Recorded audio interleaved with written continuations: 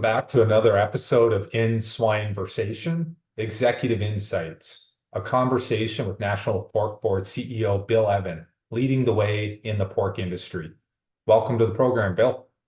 Hey, thanks, Jim. So we're eager to delve into your journey and insights. Can you share your story, where you began, where you are today, Bill?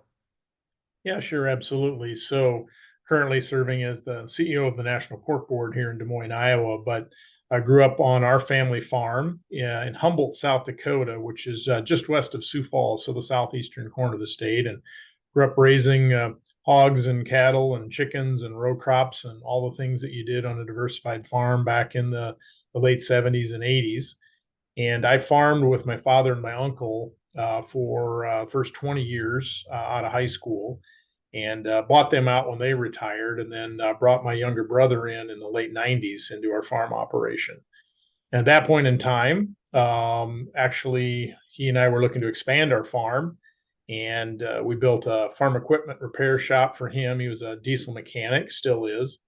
And then I took that opportunity right then to get my bachelor's degree from South Dakota State University, and working on ag business and economics. And one thing led to another. Ended up in law school and an ag law program in Drake and Des Moines, and then worked for the governor of South Dakota as ag secretary, and then did a stint of time with DuPont Pioneer, now known as Corteva, on the seed side. And then again, this past 7 years working for the pork producers. But I think probably the most important thing, at least to me as a farm kid, is my younger brother Tim and my son Anthony and I are in our farm partnership there. And so a lot of my vacation time, much to my wife's chagrin, is spent running up to the farm and helping out and working there on the operation. So you're still active on the farm then?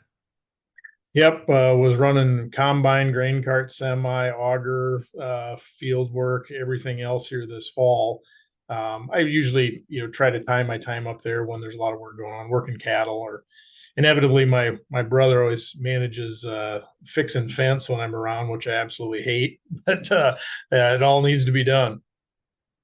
So CEO perspective, Bill, how do you define the role of a CEO? Yeah, great question, Jim. I I've done a lot of reading of leadership books and management books over the course of my career, and I'd probably boil the CEO role down into kind of two simple statements. One is you're going to ratify good decisions. So what does that mean? That means you've got a good leadership team and you got good staff that are doing the due diligence and bringing ideas forward for review. And it's not my job to make every decision in the organization, but really help set the strategy, but then really rely on these folks. So if people bring ideas to me that have been fully vetted, it's real good to have a Q&A back and forth. And so you can ratify or approve and say, you know what, that looks good. Or you're a quarter turn off here. Let's try this, and let's go back and go. The second part of the CEO role is what I would call reinforcing good culture. And that's really the tone at the top that you set as a leader, how you show up, how you deal with adversity, good news, bad news, and the like. And really making sure that if you have people that are emulating really good behavior that aligns with the culture, that you recognize that and reward that. And by the same token, you pull folks aside if they're missing on something and have a sit down with them. Um, I'm still learning how to do that better over the course of my career, but large part of what the CEO does, if you've got a good team and a good board like I do, is working on those two things. What about role models that you've had through your career, Bill? Well, there's a lot of them if I think about that, Jim. One place I go kind of automatically certainly is my parents. My mom was a teacher and worked in a hospital before she got married, and really brought that sense of importance of education as well as caring for others. My dad, a lifelong farmer, other than the time you spend in the Marine Corps during the Korean War. So you're raised by a U.S. Marine, I guess, that way. And also, he was incredibly passionate about farming and about giving back to the community. So there are a couple of key folks. And You know, being from South Dakota, everybody's heard of Mount Rushmore, and you look at the presidential leaders there, Washington, Jefferson, Lincoln, Teddy Roosevelt. They really did a lot for our country during times of crisis and times of change. And there's a whole litany of others that I could list that have helped me over the course of my career. Um, and I also would be remiss if I don't say my wife, who has tolerated me and our family on our career journey here, and now working for the pork board. It really takes a team of folks, both at home with the family, as well as here at the office. Now, what about a day in your shoes as CEO at the National Pork Board and what it means to you? I know you touched on you've got a great team that gets stuff done and you kind of just lead the charge and let them do things with, and your vision is keeping the culture, but what's a day-to-day look like? I think most people would be surprised, Jim, that easily 50% or maybe even more than 50% of my time is spent externally, and about 40 to 50% is spent internally. And so, what do I mean by that? So, a large part of the role of the CEO is to help be the face of the organization. I do a lot of national travel, some international travel, a lot of speaking engagements, and or just getting in the pickup and driving cross country and visiting one on one with producer leaders, state executives from the state pork associations, and the like. So, a large part of your job is to make sure you got your finger on the pulse of the industry, and then speaking on behalf of the organization and the board. Another part of it is on the internal side. I think we mentioned that earlier. Of We've got a regular cadence every Monday morning. Our leadership team gets together and kind of walks through major issues in front of us. We do some administrative items, and that sets the tone for the week and keeps us on track. And then, of course, our 15-member board of directors, all producers involved in the industry themselves, we meet on a monthly basis and go through topics and issues. And my obligation is to bring ideas and suggestions forward that I sense and see. And their job is to also bring things to the table. And then we wrestle with what should we do. And these folks are busy. They're all volunteers. They don't get paid. And so our job is to make their lives as easy as possible to help make decisions for the nation's pork industry. So our industry's facing some challenges as we speak. So reflecting on the roller coaster, can you address one challenge and one opportunity that stand out today? Well, 2023, certainly the challenge is profitability. And the large driver of that is just input costs. When you look at whether it's the cost of labor, the cost of any type of input, the cost of feed, the cost of steel, the cost of concrete, the cost of all the things that go into raising the pig. Now, we've had a little bit of reprieve here with new crop corn and beans, and so it's helped out with cash flow. But the equity burn that these producers have endured literally over the past year has been immense. And so while we've healed up a little on the cash flow side, it's going to be a bit of a pull until we see the other end of the tunnel. Most of the bankers I talked to are looking kind of that March May timeframe to see if we get a turnaround. So that's real. There's nothing we can do about this cost price squeeze except make sure you've got a good relationship with your banker and you've got your risk management in place and you're watching the costs and trying to maintain animal health. I think on the opportunity side, I would put it in two buckets. One is we've got a new set of consumers that really are the major consumers here in the United States, and that's the multicultural consumer. And looking at some stats here that off the top of my head, I think the multicultural consumer accounts for probably over 90% of our population growth in the US the past couple of decades. And they're going to represent about 40% of our population growth over the next 40 years, or excuse me, 80% over the next 40 years. And while the baby boomers and Gen X have been the mainstay kind of pork center of the plate eaters, The new consumers that are coming on board, they have different questions about our industry, and they tend to think of pork as an ingredient. So we have got to think about that opportunity to engage with them. The second opportunity, and we can maybe talk about this a bit more, is in the area of exports. And it's not a silver bullet. We export about a quarter of our production here in 2023, but there's some opportunities on the horizon if we want to get into that. So what opportunities are those, Bill? Well, it really boils down to the fact that global protein production, or it doesn't matter if it's poultry or pork or beef, is on the decline everywhere, really, but in the U.S., particularly in the European Union. We're seeing the European Union pork production decline double digits, and there appears to be no signs of abating. Now, the European Union and those collective countries were the largest exporters of pork around the world. I believe, if not right here in 2023, certainly in 2024, the United States is going to move forward into the pole position of being the world's largest pork exporter. So the decline of the European Union pork industry, when you've got a world that's demanding more protein, presents a window of opportunity for us here in the U.S. I would say the spot that we're keeping our eye on, though, is Brazil. Brazil has grown quite a bit in production of corn and soybeans. They're exporters there. And they're also starting to become at least a presence in the global pork industry as well. So there's a window of opportunity, Jim, here that the United States should be able to exploit as we look at some of those global consumers that are looking for a product. Are we ready to take advantage of that opportunity? Well, I just looked at some production data here late at the end of 2023, and we're up over 4% on U.S. pork production right now when you look at the hog slaughter numbers and versus USDA hogs and pigs report estimates. So we've got the productive capacity here in the United States. Right now, there's just not any profitability.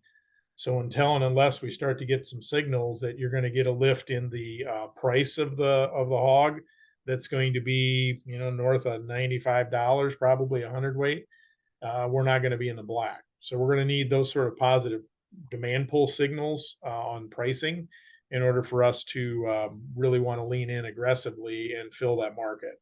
Right now, all the signals are telling you to do the opposite. Look at cutting back on the sow herd, and we've seen some of the data here late in 23 is showing that we're in a bit of a retraction phase there. So let's talk about a blog post impact, Bill. Impactful and surprising growth initiatives in the pork industry that garnered high popularity. We put it on LinkedIn, in our newsletter. I know you guys marketed it pretty hard. So what inspired that post? And do you believe there's value in telling our industry story more? And what significance do you harvest and family farm time hold for you? Well, the blog, thanks for the blog post. And again, Jim, thanks for putting it on your swine web as well and getting the word out. At the end of the day, being a producer, when times are good, you tend not to pay a whole lot of attention to what's going on with the check offer in the market. You just assume, well, I got people there that are working on things. But when times get tough, people want to know where their money is being spent, and they want to know that you're in the fight with them. And that blog post was really a result of a lot of conversations he had over the course of the summer with pork producers, asking very straightforward questions. What's going on in the industry? Help me understand this. And what are you doing with my money? And is there anything that you can, give me some hope or optimism that you're working on my behalf? And that's really what that blog post was on LinkedIn was all about. And, to pull it back down, I'd put it this way, Jim. When I go back up to the farm on weekends, people don't care if you're the CEO. They don't care what sort of education you have. All they really want to know is, hey, can you help me fix this hydraulic hose? Or, can you replace this bearing? Or can you go grind a load of feed? Or, hey, can you run the corn planter? They're interested in your skill sets as a producer. And I think one of the things that I take great pride in is having, skin in the game and numbers on the line like everybody else. And when you go back, you're not the CEO of the pork board, you're just Bill, and you're working in the operation right along everybody else. And I think hopefully I'm bringing that to this role as the CEO at the pork board of that connectivity back to what it's like having to run break even analysis. Our crop this past year was not very good. We got hit with a kind of a micro drought in our area. My brother and I had put up a new grain bin, and I looked at him and I said, "We ain't going to need that thing this year because we don't have anything to put in it." But at the end of the day, our farm's been around since 1884. So I don't know. I'm not saying we're smart. We've made great decisions. Maybe we're just stubborn and we've hung on long enough. Um, but being able to talk at that language with the producers is, I think, a lot of what my role should be, right, as a CEO. Yeah, you want to connect with the people. You want to help people solve problems. And I think the blog post just showed you in the field and connecting with producers. Are we going to see any more of that, Bill? Or Well, I don't know how much you want to look at me, but frankly, I found my best success is when you can translate something that you're doing on your farm operation or something you're experiencing and pull that back in full circle to talk to the folks in the pork industry or ag in general. I would say. now, what about a CEO roundup for the initiatives that you're working on? Um, I don't know if you can give me a brief update on these initiatives. Let's start with FAD prevention. Sure. So foreign animal disease, and no stranger to the pork industry, we're talking about African swine fever predominantly, but encompasses classical swine fever and foot and mouth disease also. Um, there's ASF fatigue right now in the countryside, Jim. We've been talking about this and working on this for 5 years. That's half a decade since China formally announced it had ASF rampant in the country. There has been an incredible amount of progress made behind the scenes.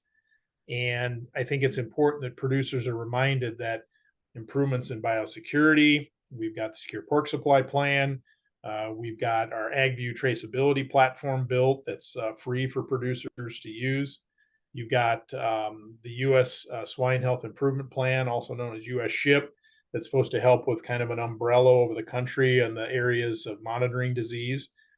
The producers I'm talking to right now, Jim, are saying keep working on foreign animal disease prevention and preparedness, but can you bring in some plans or conversations on what should we do about endemic disease? Think PED, think PRRS.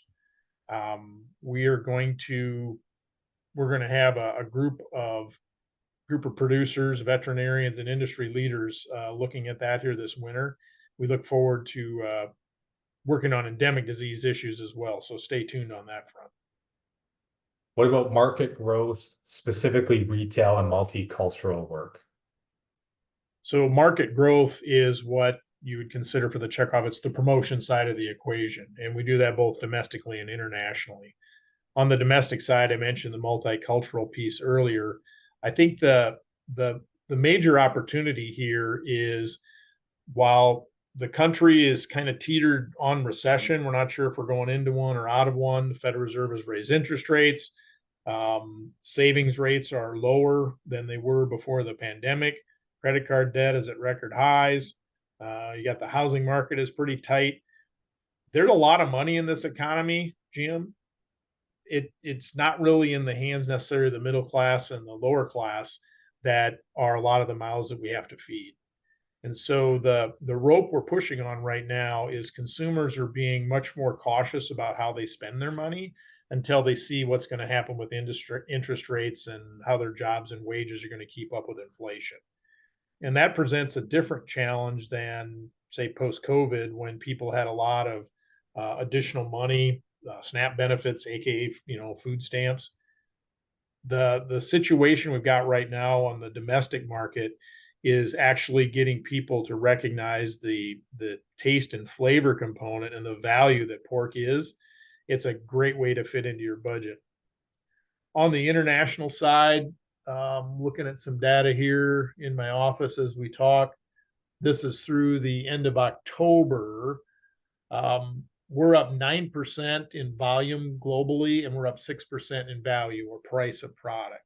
So exports, as one would expect, if prices are low, you tend to move stuff. You tend to start moving things. And so those are kind of the two prongs of the domestic side on that point, Jim. Now, what about US pork as a global leader in sustainable agriculture? Well, the concept of sustainability or stewardship or conservation or doing the right thing, you hear the term regenerative agriculture gets thrown around now, circular economy. Seems like every time you turn around, something's getting renamed. I look at it quite bluntly, Jim. It's what we do every single day in agriculture and the pork industry, and that's productivity and efficiency. The only thing that keeps you moving forward in a commodity market, in a global marketplace, is you've got to be productive and efficient and running a good operation. And when we talk about sustainability for the pork industry, all we're trying to do is to give the producers credit for the work they're already doing. There are so many people globally in policy roles and in governmental roles and in even in the media that really don't know the huge success story that pork is from a productivity and efficiency standpoint. We use those terms. Other people might use the term sustainability. A lot of our time is we just spend getting people aligned that pork is incredibly sustainable because it's efficient. And we have a platform where producers for free can get their own personalized report of a baseline of their farm operation. This is their data. We do not have it. We do not have access to it on an individual basis.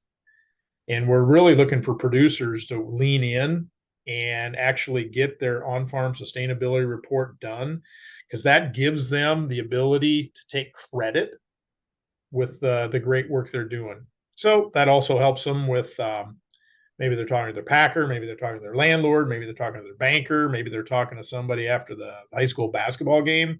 It's a great way to demystify the good work we're doing. And grassroots engagement with state organizations?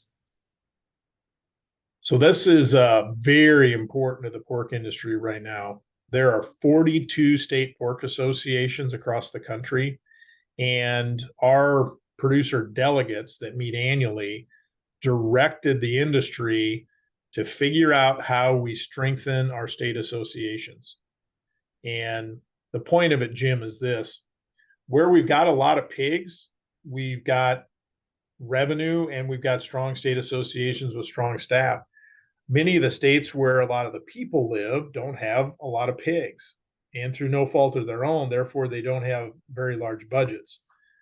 And so if you look at California, Texas, Florida, New York, and Pennsylvania, those five states are a third of the US population. And arguably, other than Pennsylvania, you don't have a lot of commercial hog production in any of those states.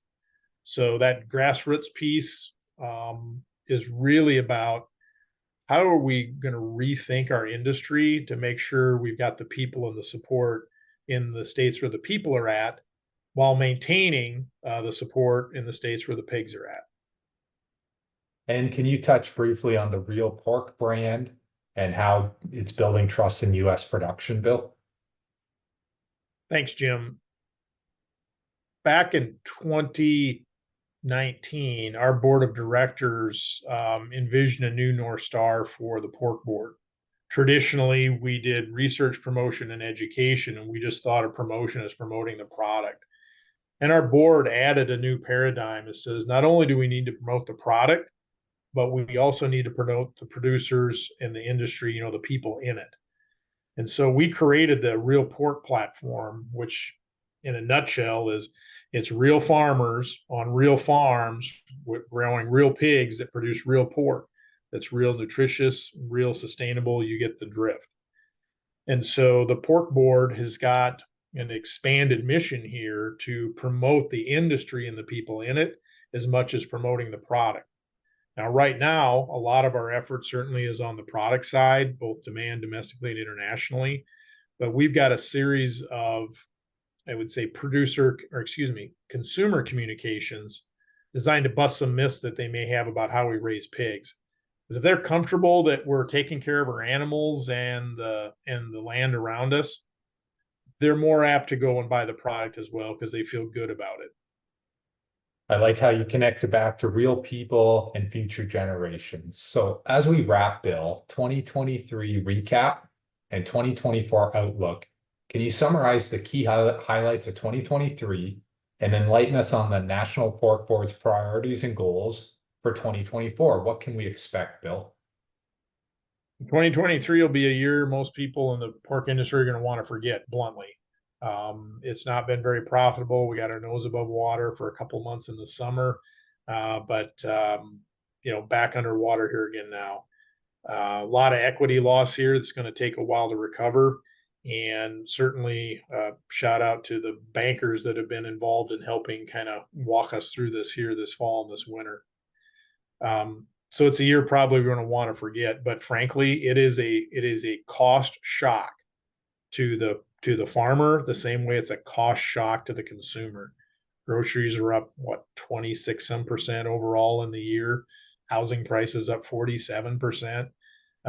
It takes a while for the economy, people, budgets, wages to all readjust to that new normal. It happens so fast, and we're still caught in that paradigm. That's the reality. So going forward into 2024, the thing that always drove me crazy as a producer is there's so many things out of your control. You can't control the weather. You can't control the markets. You can't control interest rates. You can't control global geopolitics. You can't control foreign exchange rates. All these things impact us and our profitability. So we've been focused on, well, what can we control on the margin? Are there things we can do to help with foreign animal disease? Are there things that we can do to quantify our sustainability story so we can push back against bad ideas? Are there things that we can do to essentially engage with consumers to make them feel comfortable about a real pork story? And then also really understand you don't have to miss the flavor and the taste of adding pork to your meals. And that means talking to a lot of younger consumers and doing that digitally.